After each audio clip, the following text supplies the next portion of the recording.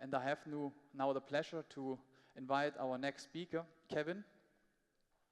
Kevin is the Chief Science and Technology Officer for the Shed. The Shed is the first major cultural institution in New York City since the Lincoln Center. It's opening in April 2019. Before that, Kevin was already a very successful entrepreneur and in academia. He was founder of Playful Systems at the MIT Media Lab and also a co-founder of Area Code, which was acquired by Zynga in the year 2011. That all sounds very fascinating. Kevin, I guess our audience is as keen as I am to hear more about what you've done and what you're doing. Kevin, over to you. Thank you very much. Thank you very much. Okay, one of the speakers for this morning couldn't come, so I have a little bit of extra time, and whenever I have time, I use it. We're going to talk this morning about the notions of artificial intelligence, how it's been built, how it's being built, and how it could be built, and what the overall impact of that is. I used to work here at MIT. I used to work at the Media Lab. I still retain a position there. I now work here. This is the Shed in New York City. It's the first major cultural institution for New York City. It's also the only one that moves, so that's 8 million pounds of building that actually move on rails if we get it to work, which we will.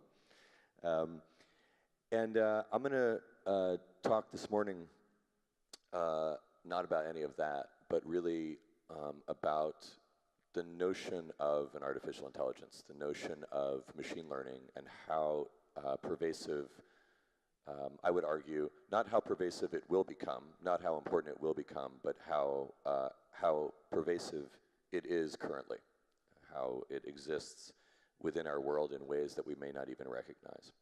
I'm going to start with, I'm actually going to talk about a bunch of games during this talk. It's partly my background. And this is a game that probably nobody recognizes. Is there anyone who recognizes this? Usually the answer is no, nobody. Nobody recognizes this. Yeah, it's a game called Core War. This was invented in 1985. There's usually about 10,000 people who are playing this at any given time in the world. This is a game in which it's a two-player game in which one player writes an algorithm, and then the other player writes an algorithm, and then they set them against each other, and then sit there and watch. This is actually a very famous match. This is the Dwarf Scout algorithm fighting the Little Factory algorithm in 1994. This is actually the dramatic moment where Dwarf Scout has a memory buffer overflow, and you can watch it again later. This is not a popular game. Most people find it rather abstract and dull, and totally divorced from reality. You know, when you play chess and you have the kings and queens, or you play Monopoly and you have property and things like that, that seems like the real world. But this feels very, very far away from anything that we recognize. And what I'll argue this morning is that this game, which nobody really plays, is actually one of the great predictors of the world that we live in. That it has everything to do with the world that we've built.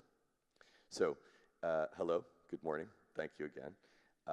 This is where AI came from, where it's going, where it should go, where it will go. And because I have a little bit of extra time, I'm going to do something that is probably the only part that might seem a little bit academic in what I'm going to talk about, which is really where AI comes from.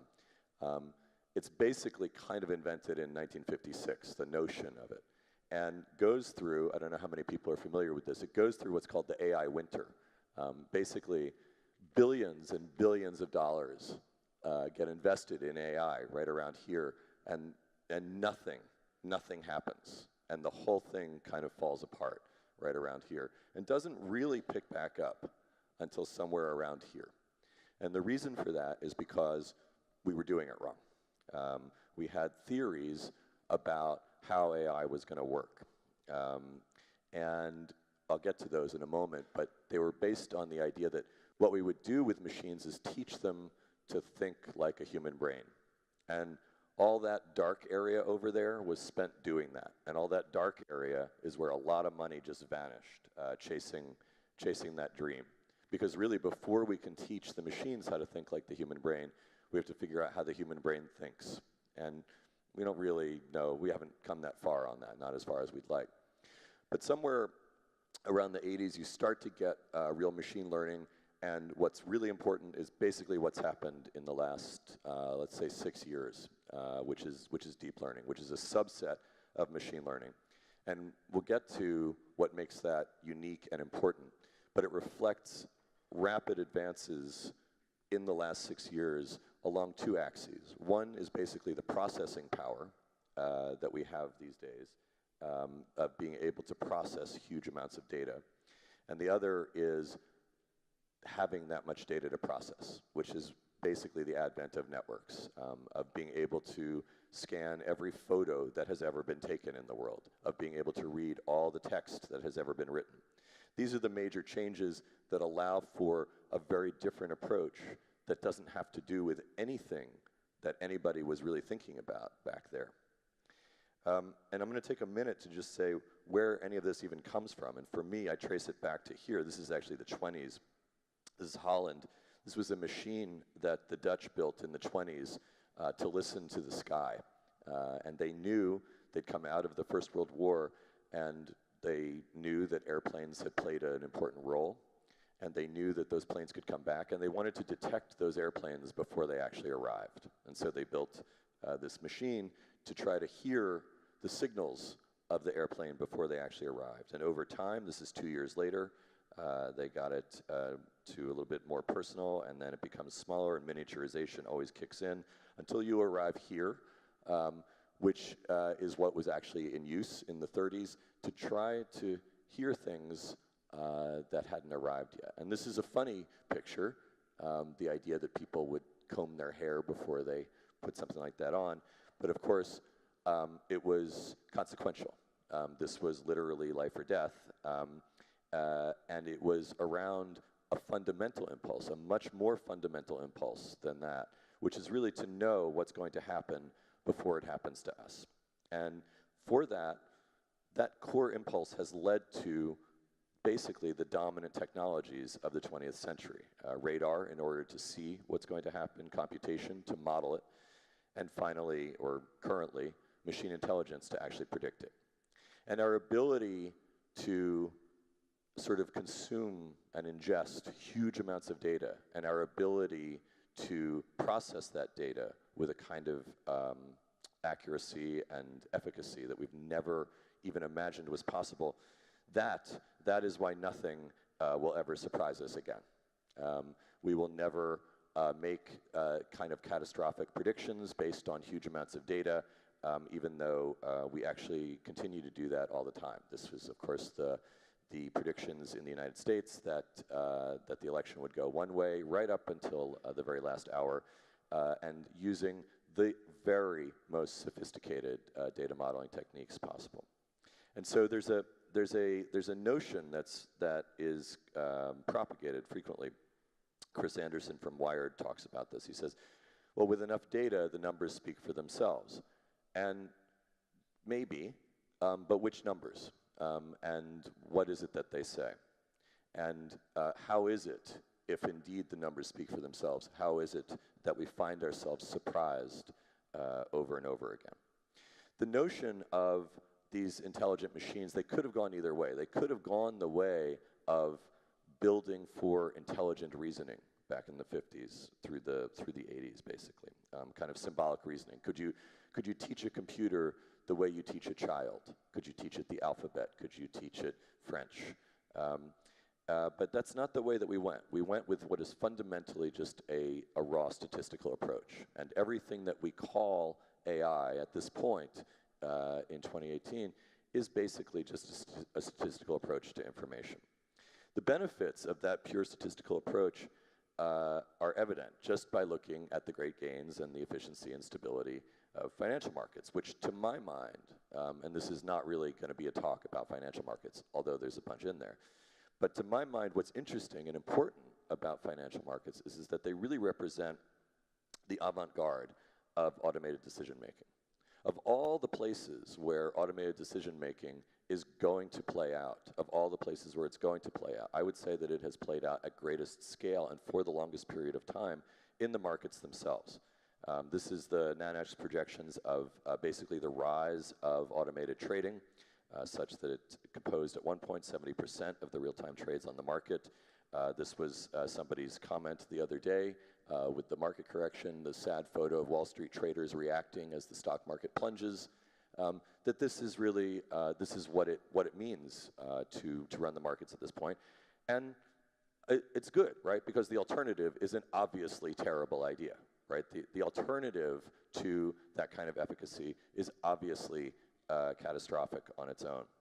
And that's what has led in financial markets, as it is leading in industrial automation, as it is leading to logistics, as it is leading in every single thing that it touches, to look for alternatives to this meat mess.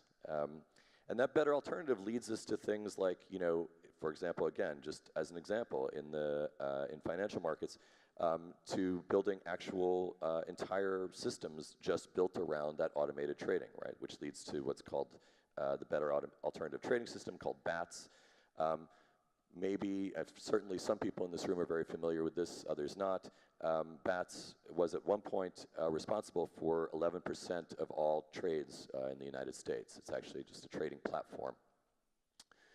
BATS was doing so well in the automated trading that was taking place on it that it went to IPO for itself and listed its own ticker on its own exchange. When they did that, basically what's called the BATS crash, every stock that started with A or B, stocks like Apple, basically lost more or less all their value. BATS itself went from $16 to a 50th of a penny, and it did that in 1.5 seconds. And the interesting thing to me, and I stand far outside any of that, but the interesting to me in studying it is that in the sort of post-mortem of what happened there, you know, what was that? Nobody could agree whether what happened to BATS, the dip from $16 to a 50th of a penny, whether that was a feature, which is to say somebody deliberately engineered that, or whether it was a bug. And the inability to even distinguish between the two tells you that there's something fundamentally fragile about the systems we are building. The fact that it was in the interest of BATS to say that it was an error rather than to say that it could be so vulnerable, that with all of this intelligence that something could happen that could be that catastrophic, was preferable to ascribe to human error than human intention. And you know, this idea that what we've done is built systems that are increasingly efficient but increasingly fragile is what's really important as we move forward in the development of the systems that we're building. Because without an idea of what's inside the black box that we're building, the numbers that speak for themselves, as Chris Anderson talks about, have basically become numbers that speak to themselves. And what we have are people who are effectively listening to the wrong numbers and numbers that are listening to the wrong people. Not universally, across everything in the market, not all the time. But it's those moments that become increasingly important. As Josh Brown said it, the new game for traders is not running away from rapacious, let's say, bad algorithms. Instead, it's going to become about exploiting their failure to reason. This is an important idea because what I want to say is that this has nothing to do with financial markets, right? That this notion of exploiting the failure to reason is going to become a very important texture of our lives. And I know that this is a UBS event, but honestly, this is not a talk about financial markets, because it would just be a finance story about 18,000 crashes over the last few years if only those answers without explanations actually stopped there. Because actually, that approach is supporting a lot more than the stock market. This is a structural node from the engineering firm Arup. This is designed by a human, and this is basically to, let's say, hold up a building. And this is the same structural node as designed by an AI. And it's so much better. It's so much stronger. It does exactly the job that it needs to do, as opposed to a generalized sense of the job that it needs to do, which is how we work as humans. It's much smaller, it's cheaper, it's 3D printed instead of spot welded. And so what I mean to say is that if we're looking for a world that has AI in it, we're in it. We're in it. It looks like this. And the interesting thing is that, you know, when we start to build like this, which is what we're doing, if this fails or if it succeeds, we no longer have the capability to explain why. We no longer have the capability to fix it or address it and so on. To sort of illustrate how this works, I want to talk about, or I want to give you an example. This is what's called a genetic algorithm. And it's a very quick way to explain what's actually happening inside here. So I think a lot of times when we think about AI or algorithmic approaches to things, we say, well, somebody basically told it what to do and then it just does it at scale. That's not really what's happening. What's happening is that somebody has provided it with goals and it is attacking those goals with whatever it needs to do that. So this, for example, the goal is you have a certain amount of weight and you have between 1 and 3 wheels, and you need to get from point A to point B. Now, no one has explained to the machine that the wheels should go on the bottom. Nobody has explained that it needs more than 1. Nobody has explained that it needs larger wheels rather than smaller wheels. But the computer is going to do what nature does. That's why it's called a genetic algorithm. It's going to do what nature does, which is to say, here's 10,000 mutations. Here's 10,000 random ideas. Let's just see which one does best of that 10,000. Take that one and just mutate it. That's what we do. That's how we got here as humans, right? Just take the one that succeeds, do a bunch of mutations, take the one that succeeds, do a bunch of mutations. And without knowing anything about the notion of gravity or wheels or anything, if you let that run for about an hour, you get this. And the machine, at this point, has arrived at what would be for us an obvious point to start at, which is that the wheels go on the bottom and that they should be big and it'll move forward. But it's done that without being taught that.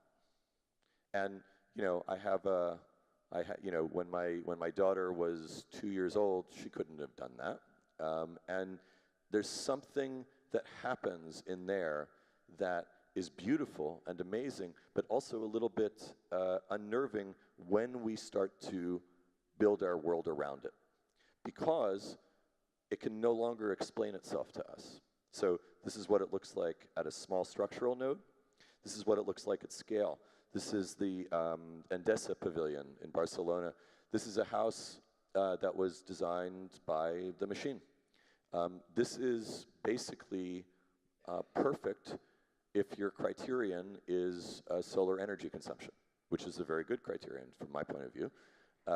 And this is actually a house that can totally meet all of its own power requirements through optimized relationships between the solar panels to the sun as it hits that precise spot in Barcelona, which is fine until somebody builds something next to it, right?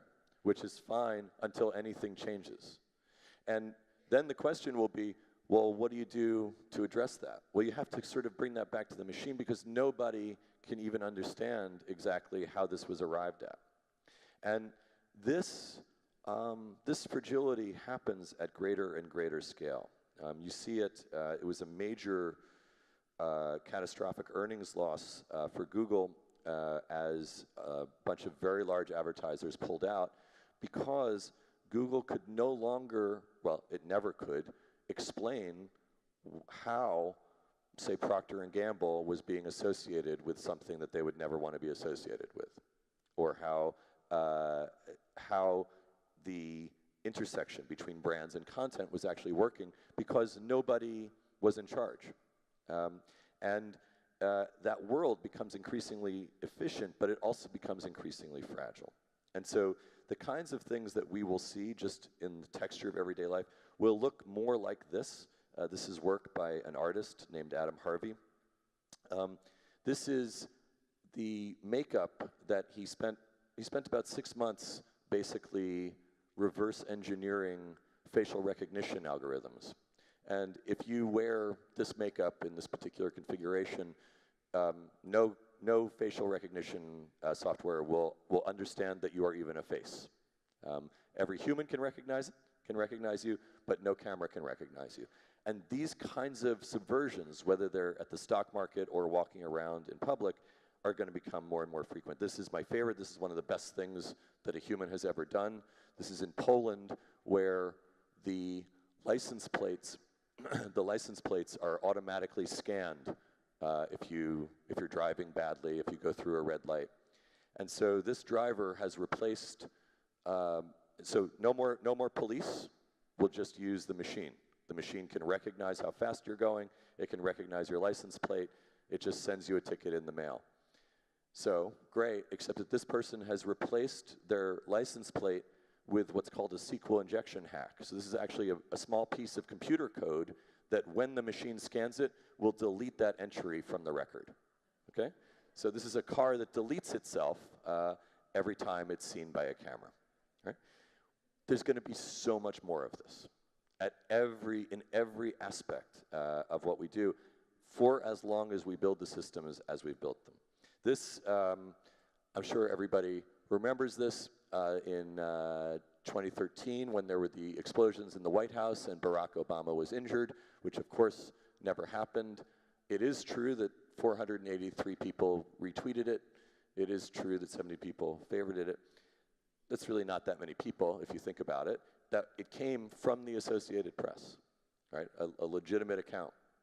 Not that many people did anything about it because they would sort of check, and that seems to be something's weird with the AP. And what was weird with the AP is that their account had been hacked. And so, in general, this had no impact. I don't think anyone was aware that this happened, except the market was aware. And a couple $2 billion basically vanished. But the interesting thing is that it vanished for a very specific reason.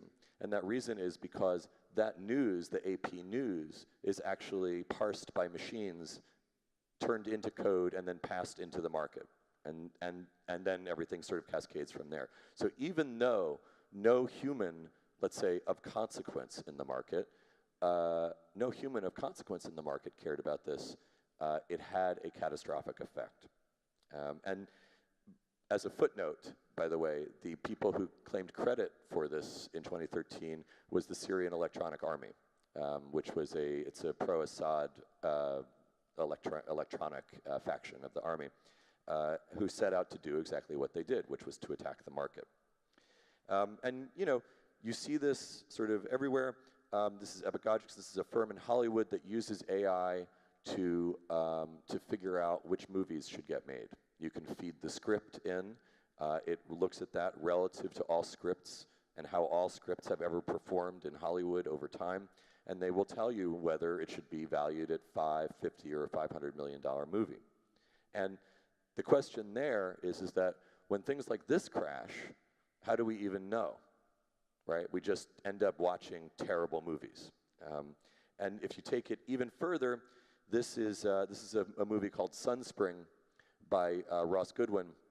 This is actually a movie that was written by an AI with, I can't remember his name now, but the guy from Silicon Valley.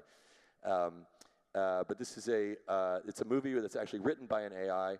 It is not a good movie. It's not a good movie. It's unlikely that there will ever be a good movie written by an AI. However, some questions are whether writers can start to work with AIs. And the craziest part about the fact that there's a movie that was actually written by an AI is that somewhere there's an AI that's watching the movie and giving it a grade. And then the question is, what is it that we're here to do? So this movie was not successful, but it doesn't need bad actors to fail. This is the flu crash of 2013. This is, I don't really have time to get into it, but this is when Google which has access to, let's just say, all the world's data, right? Let's just, for purposes of this argument, let's say they have access to what everybody is searching on. And so they could tell when the flu was happening globally. And that's great. And so actually, we started to build things on top of the Google Flu Index. And that was great until they completely missed it. Because, well, who knows? Maybe people started searching in a different way for the flu. Maybe, the answer is nobody knows, because nobody had a theory about how to read it. All they had was the performance of it. And so you see that, and this is the last example here. This is the snow crash of 2015. So this is when all of New York City was actually shut down. The bridges were shut down. The mass transit was shut down. Madison Square Garden was shut down. Big shows got canceled because New York City was going to have this epic snowstorm. And then nothing happened. It got maybe 5 inches of snow. And the question was, how did that happen, right? I mean, we weren't trying to look like a month away. We were trying to look 12 hours ahead. And if we can't figure that out, what is it that we're doing wrong? And how could we have been so confident as to actually shut down the city? And the answer is here, which is somewhat obscured, which is one particular model of weather called the Euronext model. And the Euro model has been the single most reliable predictor of the weather over the last 20 years. Most major weather events, it has predicted them very effectively. Now, by the way, it's one of maybe 30 different models, but it's the one that performs the best. So when somebody has to make a decision, they go with the model that has performed the best. But when we went back and looked at this, the truth is that all the other models said otherwise, right? There's like some flaw, nobody can explain it per se, but there's a flaw in the Euro model, and the greater flaw was in the humans that failed to take that flaw into the context of what all the other models were showing. And so it's just to sort of give all the examples that this is in the real whole world, it will always be more dynamic than any single model that we will ever provide it with. And that the notion of AI as being something that can be automated, set it and forget it, and then we're going to go, is a fallacy. And it kind of creates an increasingly fragile world. So we look then for a better alternative. And so as a better alternative, I'm going to turn back to a game. I'm going to turn back to chess, which everybody's aware was totally solved computationally years ago, over 20 years ago. And this is a friend of mine, Ari Gesher from Palantir, who surfaced this. This was Garry Kasparov, right, the greatest chess player of his time, who was the first global grandmaster to be beaten by a machine. And he was looking at what was happening to the ways that people were playing chess. And what he saw in 2005, there's this interesting problem. When we build the internet, everybody's level of chess increases. Everybody starts playing better chess because they have better opponents. They have access to more opponents. Online chess becomes a big deal. People start playing a lot of chess with one another. But it becomes less and less fun because you no longer know whether you're playing against a human or an algorithm. And tournaments started to fall apart because you couldn't verify whether people were playing against a human or a really good chess machine. And so in 2005, a company called PlayChess said, you know what? Whatever you want to bring, we're going to call it a freestyle tournament. You want to bring 80 dogs to make a decision? Great. You want to use your computer to make a decision? Great. Whatever you want to bring, we're just going to see what happens. Garry Kasparov starts talking about that, and he says, okay, so anyone can compete in teams with other players or computers. And then Garry Kasparov says this is not surprising, but it is surprising. It's surprising to me. It's probably surprising to you, which is that when they went back and looked at who won, there was people playing with basically the strongest computation that you could throw at the problem, right? So the best computer that you could throw at chess was used. And that was dominated by a mid-level player working with a laptop. And that is surprising, and the truth is, we literally don't have the vocabulary to have an explanation for what's at work there. What is it about, if the machine is smarter than a human, then wouldn't adding a human sort of add noise to a pure intelligence signal? And the answer is that it doesn't. They actually make one another smarter. But the weird thing, the thing that even surprised Garry Kasparov, and this is a very important moment that I feel like is generally underexploited as we move forward, is who won that tournament. And who won that tournament was a pair of American chess players using 3 computers at the same time. So 2 amateurs with a bag full of laptops beat everybody and everything in the entire chess world. And what is that? What is that? How do we even describe that dynamic? Is that AI? No. It's actually something else. And it's a very different notion of what intelligence even is. And it comes back to what at MIT we started to call extended intelligence. And this is, that moment in chess led to what's called advanced chess. So now people play like this. People play like with their machines and them, and the level of play is like this. But extended intelligence says intelligence is not a purely biological phenomenon. Intelligence doesn't reside in the brain inside your head. It's a social and cultural phenomenon. Intelligence is formed in the exchanges between heterogeneous models of the world, right? I learned this from my daughter, right, as her brain comes online, which is, where does intelligence actually reside? Is it in her brain? It's not, right? If she was raised in a black box somewhere, she would never learn to speak. She would never learn the alphabet. Those things aren't encoded, right? In fact, her intelligence is a function of the world that she's in and is constantly modified by all those factors.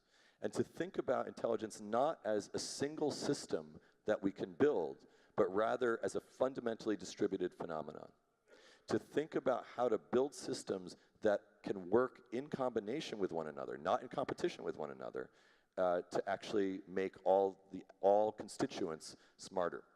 Some of the work that I did at MIT was here for what's called Millionaire Chess.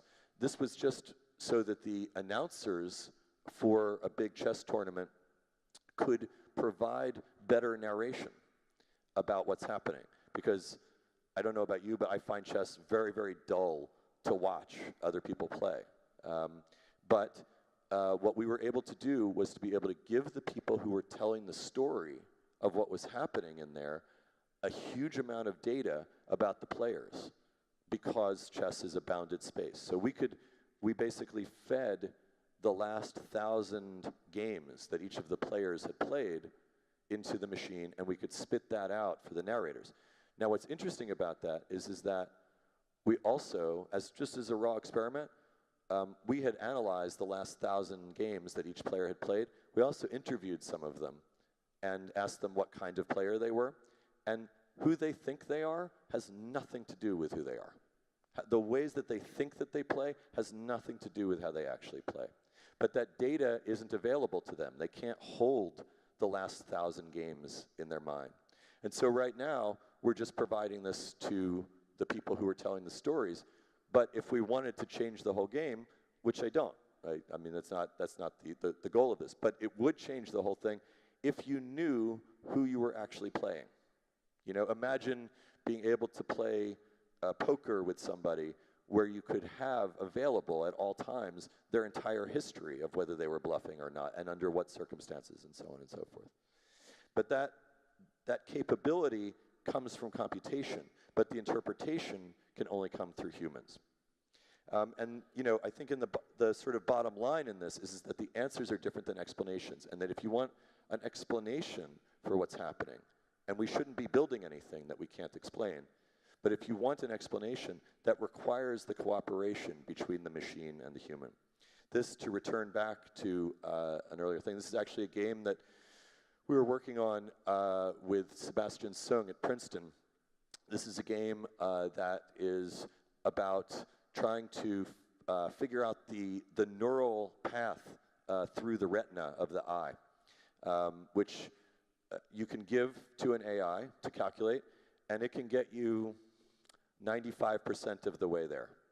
But that last 5%, the machine can't handle it. And this is, believe me, that these are the most sophisticated machines that you can throw at that problem. Because if we could really figure this out, it would be a big deal. But that last 5%, no machine can do it. But if you give it to a human can look at that and say, like, well, that's obviously correct, or that's obviously wrong. And that what is happening inside the human brain and how it differs from what's happening in machine vision, we can't articulate it because we don't know what the machine vision looks like. And when I was first working on this with Sebastian, I said, well, what is it about this that you need humans to help with? Like, why don't we just need faster machines? Don't we just need better machines? And he said, we need humans to help because the algorithms that are attacking this are inscrutable. We need them to help because we can't actually understand what they're doing, let alone how they fail. And so these kinds of systems are being built, and they're subtle. This is at Spotify, and Spotify, of course, the playlist is a huge driver of their business. If they can get playlists right, they get a lot more people to listen to a lot more music, and if they get it wrong, people start to fade off the platform. So they've hired 30 curators to work at Spotify to figure out what are some really good playlists. What's a really good R&B playlist? What's a really good jazz playlist? But those 30 people who work at Spotify are working with, call it an AI, that they built at Spotify called Truffle Pig in order to have insights to that music that no human could possibly have, right? And that ability for humans in essentially executive positions to be able to take that and to know that's actually wrong, or that's not quite right, but it's almost right.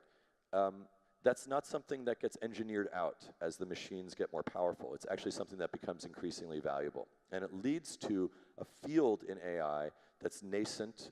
This is very early stages, but very, very important. And if you come away with nothing, just this subfield of AI called human in the loop, which says that what we need to do is to produce machine learning systems that are legible to humans so that humans can interact with them. So, for example, the Navy uses human in the loop to figure out how to design ports. The ports that they're designing are much smarter than any human would ever possibly design them, but not as fragile as they would ever be if they were left to a machine. And I'll show you the very best example I know. This is a current experiment. This is Karthik Dinakar at MIT working together with Harvard Medical. All right, so this is an interesting problem that's been known for a while, which is women have far greater consequences in a cardiac event, like a heart attack, than men. This has been well documented. It's in almost every culture. And for years, many, many studies were done to try to figure out what is the physiological basis for women having greater effects. And the answer, after tens of millions of dollars were put into it, was nothing. There's no reason. There's no physiological basis for that. So somebody went back into the data and they said, actually, it turns out that women are being treated much later after a cardiac event than men are. Now, that's not intentional. That's not somebody deliberately setting out to punish anybody or rewarding. What it is that women are being sent home after they describe their symptoms because the way that women and men talk about pain is different. And because the doctors who are diagnosing have been trained over many generations, essentially, unconsciously, have been trained to listen to how men describe pain. It's very difficult to retrain a doctor. If you've ever tried correcting your doctor about anything, you know that's not really plausible. And yet, there's real lives at stake. And so what's happening at a hospital in Boston is that they're now testing this out. There's essentially a passive listening system in the room that is listening to the patient as they describe their symptoms. If it hears that it's a woman, it kind of wakes up. And if it hears that it's a woman describing a cardiac event in a way that the doctor won't recognize, it just kind of calls the doctor and says, take a look at this. Now, this is really interesting and important because I think you're like me, which is that there's no future in which you're having a heart attack and you're going to take that to a robot, right? It's never going to feel comfortable. It's always going to have to be to a doctor. And yet, the capability of that doctor to produce an accurate diagnosis is actually very low. But the question is how to build the systems such that the machine, which can diagnose you very precisely, can find a way to surface what it knows to people so that people can understand it, interpret it, and act on it. And this is actually not easy. And the type of work, this is called lensing work, that goes into that is a very different approach to AI and one that becomes increasingly important. I'll skip over this particular use of it, and I'll skip over that. This is towards the end. This is Demis Hassabis from the AI startup DeepMind that was acquired by Google not so long ago. And it was acquired after his startup, AlphaGo, or after the program that they wrote called AlphaGo, beat the very best Go player in the world, right? Go, there's some important aspects of this. Beating a human at chess, which we did 20 years ago, is trivial in contemporary terms. But the idea that a computer could beat the best Go player was previously thought to be, we wouldn't have the computational power to do that until 2030, 2035, okay? So they basically beat it by 10 to 15 years. And that's a really, really big deal. And part of the ways that they did it is by taking a very different approach than IBM did when it beat Garry Kasparov in chess. When IBM set out to beat Garry Kasparov at chess, it built a machine that studied Garry Kasparov. It basically just studied the best chess player in the world and just was a better version of Garry Kasparov than Garry Kasparov was. That's not what Demis Hassabis and the AlphaGo people did. They basically made a machine that understood the game at a raw level, that in the end was essentially trained on itself. Yes, they fed in 100,000 games, but it gained its strength by just playing itself at an increasingly high level until it no longer really looked like Go. And it started to make moves that were legal, but they make no sense. In the same way that the market makes no sense, in the same way that that building makes no sense, in the same way that all these things make no sense. But in that case, it made moves that I and anybody who really follows Go would have to describe as beautiful. It made moves that were so unexpected and just so weird that you had to say, it's following the rules, but it's changed the game. And this isn't the best Go player in the world, but it's one of them. And he said, I feel terrible. I lost to a program. This is so important. And I feel like I don't understand myself anymore. This is a professional Go player. And he lost to the machine. But he wasn't diminished because he lost. He was diminished because he no longer understood the game that he was playing. It changed the fundamental understanding of it. I compare it to a moment, I think this is in the 60s. So this is how people used to do high jumping in the Olympics. And it was this guy, Fosbury, who did this thing called the Fosbury flop, who did this thing that you totally weren't supposed to do, which was go over upside down. Nobody had ever done that before. And from that moment on, humans are jumping higher and higher and higher. And the Olympic Committee had to decide, like, is it okay?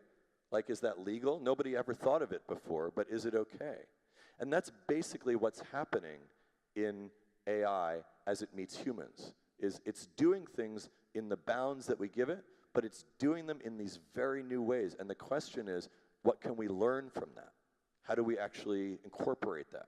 How do we make it real? This is the last example I'm going to show you. This is Iyad Rawan's work, also at MIT. And this was a game that was basically around you decide if the car has, you're driving a self-driving car, you're inside the passenger, or you're in the driver's seat of a self-driving car, and it falls out of control, you can't brake anymore. Should it kill the driver, or should it kill the older woman and the child crossing the street? Does it change if they were crossing against the light? Does it change if you have a child in the car? How do we make these decisions? And what's important is not that this is going to be a frequent occurrence as self-driving cars become real, but because it stands in for all of the decisions that we have to make as we model AI.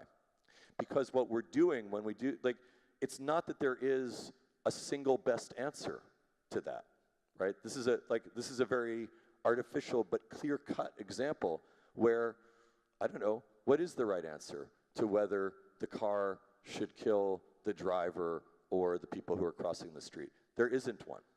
And what we need to do is figure out what values we're going to embed into the AI that we're building.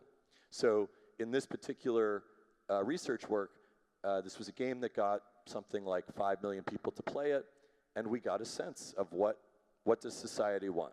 And what society wants, you'll be reassured to know, is it wants to save the most people. It wants to save children. It wants to save elderly people. And it is willing to sacrifice the driver to do that.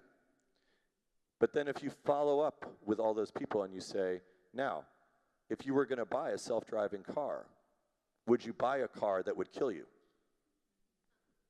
And they basically say no.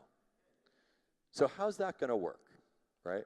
And how that's going to work is up to a lot of different people. But ultimately, it starts to touch these questions of regulatory issues and ethics that we are currently very poorly equipped to even interrogate. This is a very artificial example, but it's pervasive. This is in the very fabric of everything that we do all the time. And so part of what we're doing now, or my colleagues are doing right now, is to even start to gain models of what do we want AIs to behave like, right? Not what do they arrive at, what do we want them to arrive at? What will their goals be? And it's as good a way as any to learn whether societies even have intelligence. And then I'll just end with one heartwarming aspect of all this, which is that this player, Lee, so he was the first great Go player to fall against the machine. And he was really sad about it. And I can imagine, right, if that's your life's work, and then suddenly you're sort of like out of a job because the machine is better than you, or it changes even the meaning of what you've done. But the interesting postscript on this is that when it was all over, he became a much better player. And everybody who has played against AlphaGo became a substantively better player because it actually changed how they saw the game. That's really important. For me, that's the lesson of all of this, is that figuring out how humans and computers work together, but not even just at the same moment. Figuring out what we can learn as well as what we can teach is sort of the core value of all these systems that we're building.